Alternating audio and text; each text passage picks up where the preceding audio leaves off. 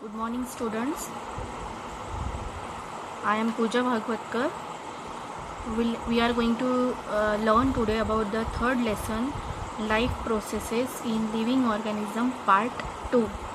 इससे पहले हमने पार्ट 1 पढ़ लिया है, अभी हमको देखना है part 2.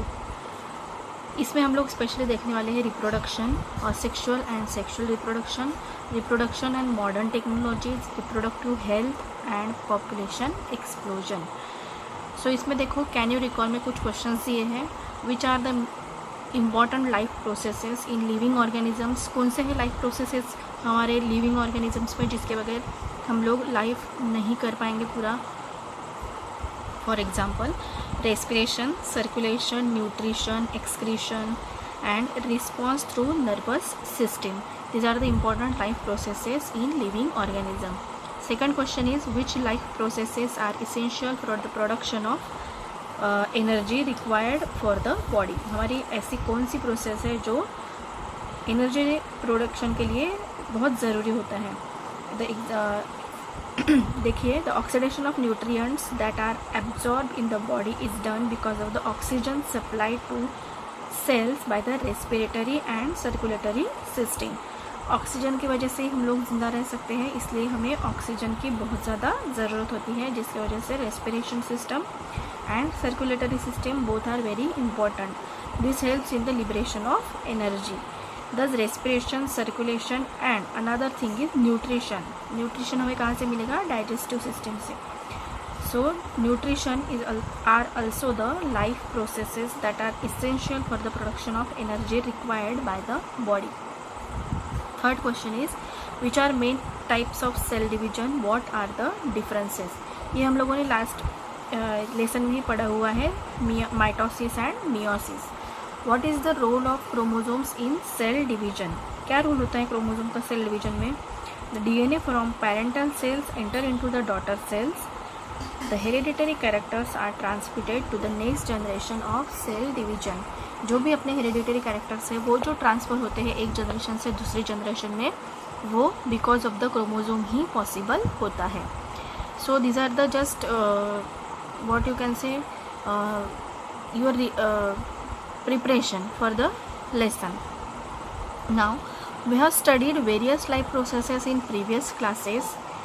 All those life processes, that is nutrition, respiration, excretion, sensation and response, control and coordination etc. are essential to each living organism to remain alive.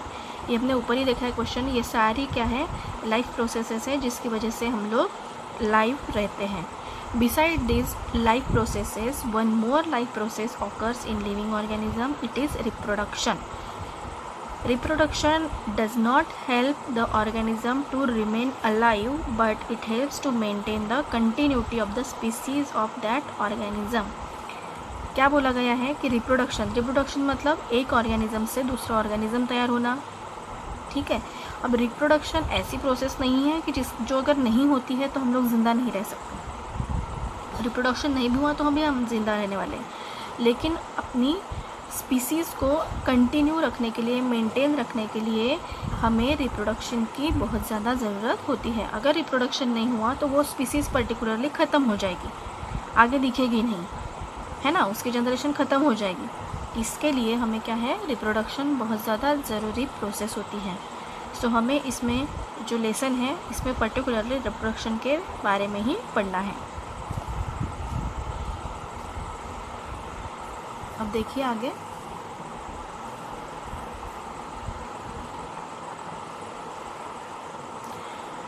Some life processes दिया है ABCD. क्या दिख रहा है इसमें?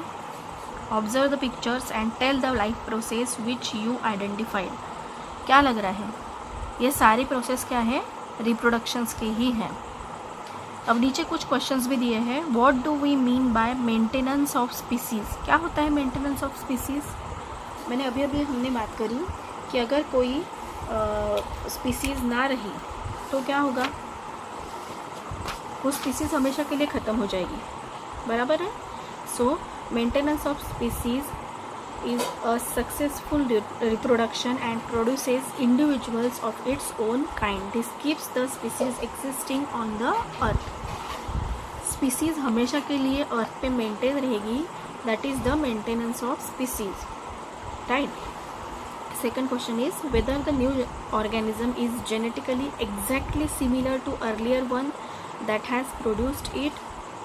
सही है, ऐसा होता है क्या कि पहला जो दूसरा बना हुआ है ऑर्गेनिज्म वो एग्जैक्टली सेम टू सेम बने जेनेटिकली भी. हम लोगों ने लास्ट ईयर पढ़ा हुआ है मेंडल्स का, उसमें हम लोगों ने देखा था कि सेम टू सेम कुछ नहीं हो सकता है, फिनोटिपिकली सेम हो सकता है, जेनेटिकली कंप्लीटली सेम नहीं होते हैं.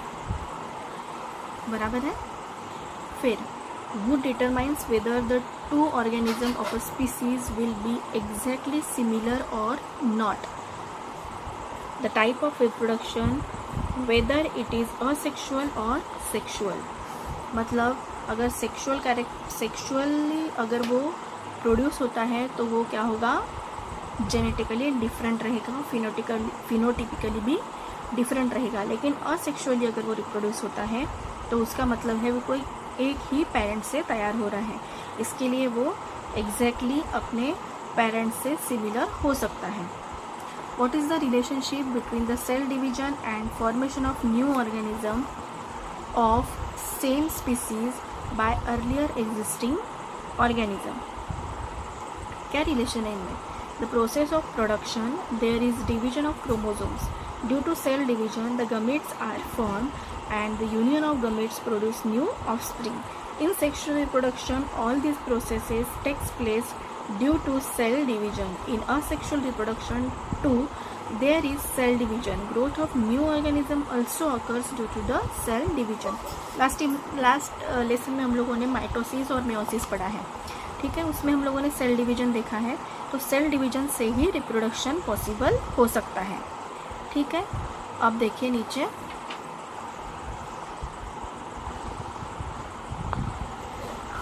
formation of new organism of same species by earlier existing organism is called an reproduction. This is the definition of reproduction.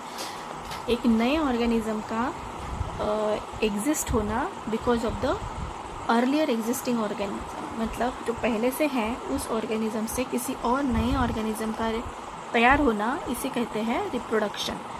Reproduction is one of the various important characters of living organism. Earth पे जितने भी living organism हैं, ठीक है, living organism, इनका ये main character है कि वो रिप्रोडक्शन कर सकते हैं. It is also one of the various reason responsible for the evolution of each species. अलग अलग अर्थ पे हर ऑर्गेनिज्म की अलग अलग स्पीसीज़ अवेलेबल हैं, और इन सारी स्पीसीज़ जो है, इनमें जो चेंजेस आ रहे हैं, इनमें जो इवोल्यूशन हो रहा है, इसका कारण भी रिप्रोडक्शन ही है. हम लोगों ने इवोल्यूशन देखा हुआ है इसके पहले वाले चैप्टर में, तो हम लोगों ने देखा है किस तरीके से कुछ चेंजेस होते जाते हैं और इवोल्यूशन होने के बाद एक नई स्पीसीज़ हर जनरेशन में तैयार होती है. तो ये क्यों हो रहा है? Because of the reproduction. In living organisms reproduction occurs mainly by two methods.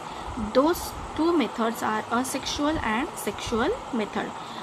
दो ही मेथड से रिप्रोडक्शन हो सकता है, या तो असेक्सुअल मेथड से and second is sexual method से.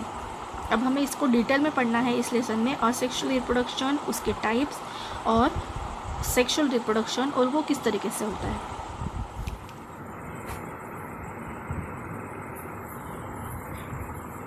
See here, I have prepared the flow chart for the asexual reproduction.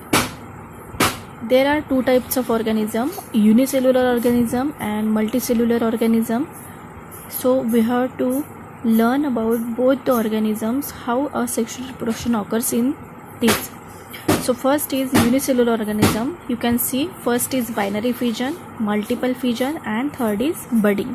While in multicellular organism, the asexual reproduction occurs through first fragmentation, second is regeneration, third is budding, fourth is vegetative reproduction, and fifth is spore formation. So we have to go through all these types of asexual reproduction in details. First you have to draw this chart as I have given here in your copy.